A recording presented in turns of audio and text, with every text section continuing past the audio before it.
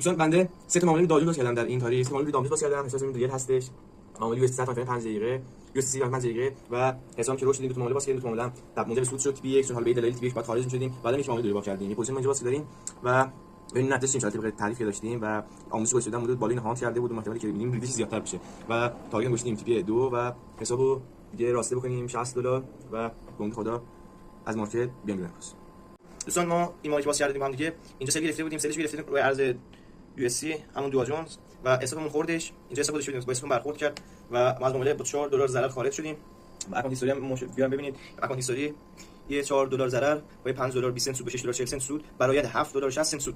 دوستان ببینید لزومی نداره بگید $4 ضرر کردم من و این ضرر نمی‌کردم بشینم این ضرر رو جبران کنم. مطمئن باشید اینم بیشتر از این ضرر کنم. $7 60 سنت چیزی روش می‌ذارید بیشتر ضرر می‌کنید. ما دیگه امروز به پایان میرسونیم با $7 60 سنت سود $8 سود و با بالانس $50 که با هم دیگه $20 بالانس کردیم $50 و اینم حساب ریه. امیدوارم که تریدای پرسود داشته باشید و